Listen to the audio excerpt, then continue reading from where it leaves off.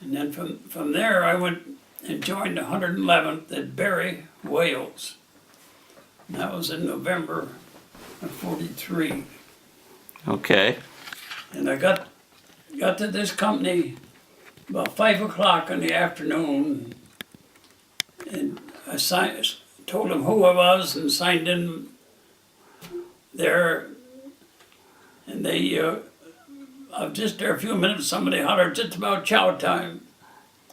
So we went and ate supper, and I stayed there one night, and because they was moving the next day over to St. Dogmell's in Wales.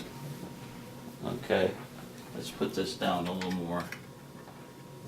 So what are you looking at there in front of you? I'm looking at the map of Wales where the 111th went, Okay. where they went from Barry over to St. Dogmell's. Okay. And what do you remember about St. Dogmell's? So it was a kind of unique little town, and it was, I didn't know at the time, but some of my grandmother's relation name was Evans, and there was stores and everything else over there by the name of Evans. Yeah. And I didn't realize it till after I got home. I had some of my relation there. Yeah. Yeah. But we stayed there, it was right close to the beach. And we used to go out and play ball on the beach when the tide would go out and leave the nice smooth sandy Oh yeah. place. We used You to played baseball? Yeah, softball. Softball. And, And the tide would be out long enough so you could Yeah. play on the beach there? yeah.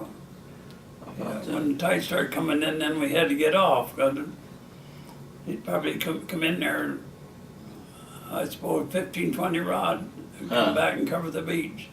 Wow. So our ball diamond was all underwater. Underwater then. So where did you stay in St. Dogmell's? In that castle, Yeah. Alberta Castle, we call it.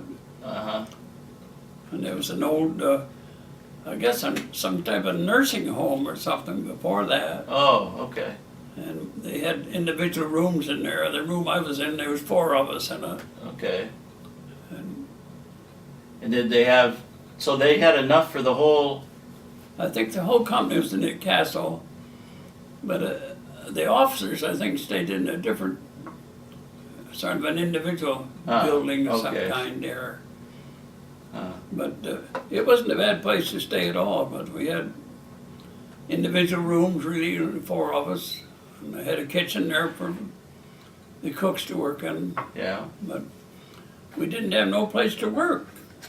The ground was so uneven and level that we had to build a scraper and scrape some of the, Oh, fill up a couple of big washout there and make a place so we could work on the level.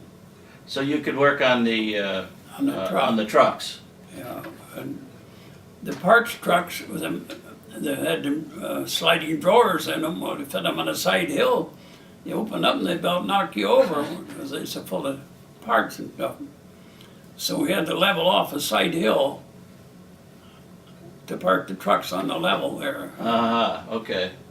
And But that was just, you didn't have any roof or garage? You no, just, we're just right out in the open, you know. so whose trucks were you fixing? If you're the ordnance group, Yeah. there were other groups in the area? Yeah, I don't remember how far that was from us, but we'd get trucks in there to repair. And then we got a lot of new trucks, not a lot of new trucks, but we got 4 new tanks.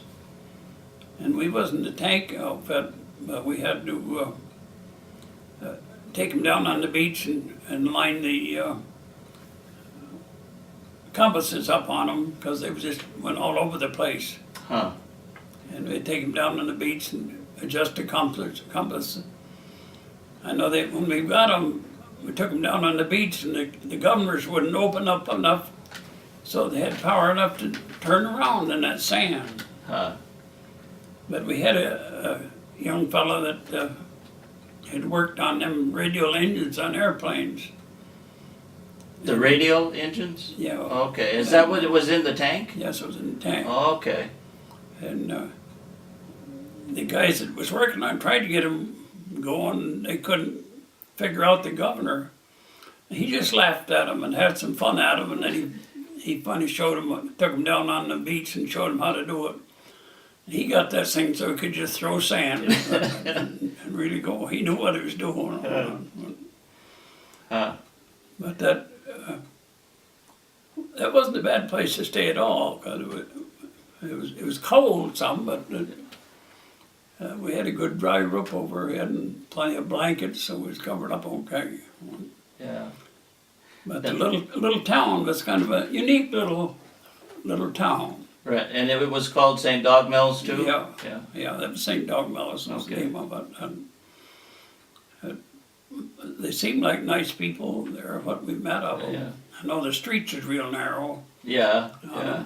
Of course, some of the guys would take the baffles out of the mufflers and go down to them streets, and you open it, put the old throttle down on the truck, and they'd just make them windows vibrate.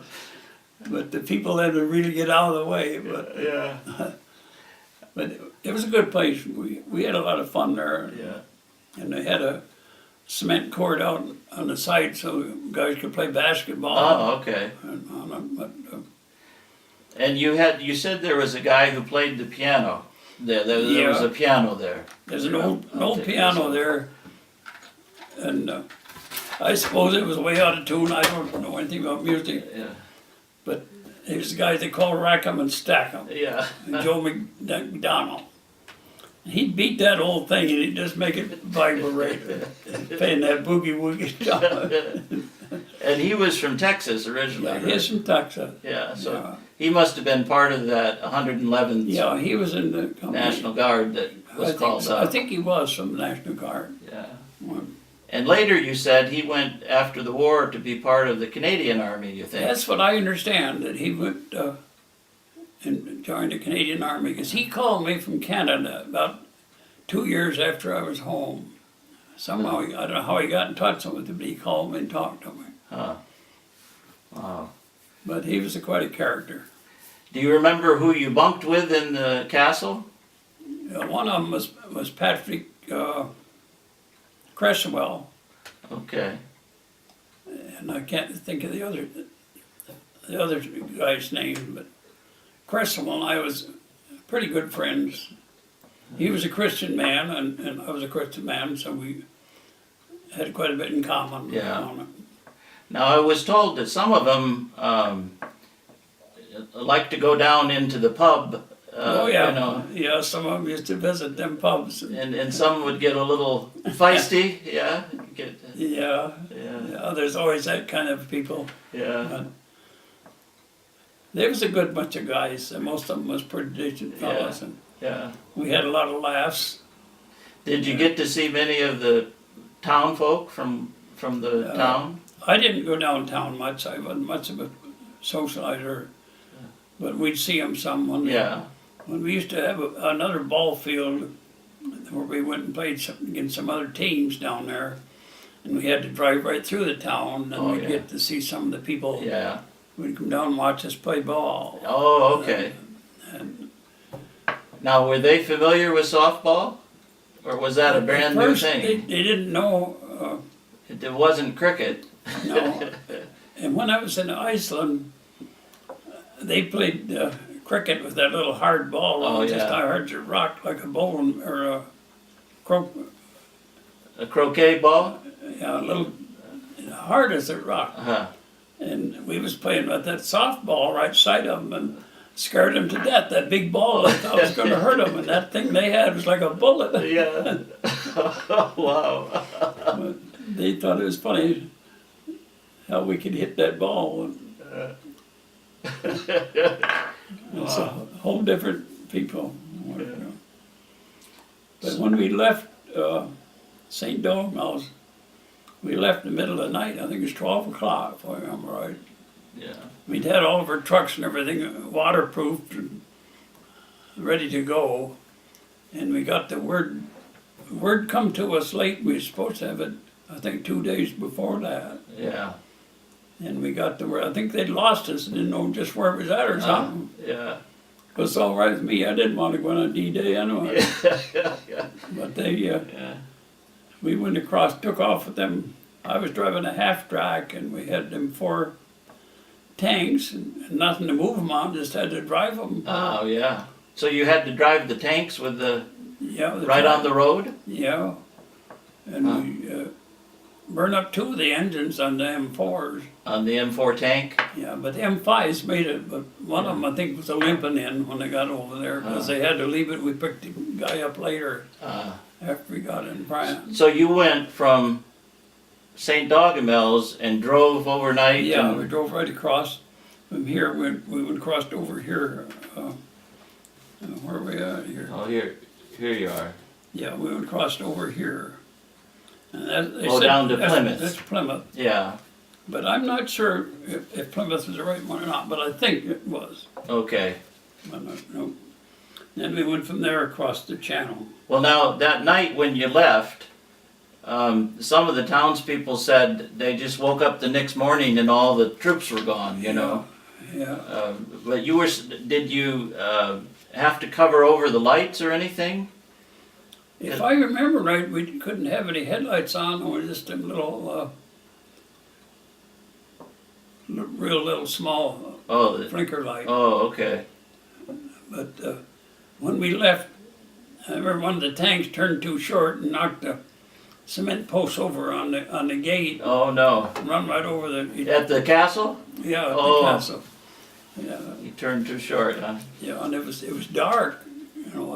And Now, the half-track that you rode there, you had to end up driving it, taking it across the sea, yeah, right? I drove it Okay.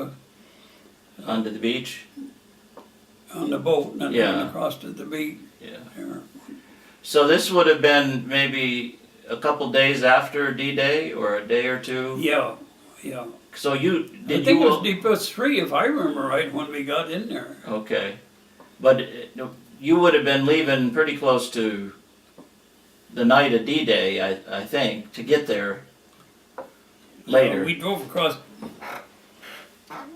We drove all that night, and the rest of that night, and the next day up to 6 o'clock. And Okay. we stopped at the British camp and stayed overnight, and then we took off the next morning and went Okay. to the port where we All rode right. there.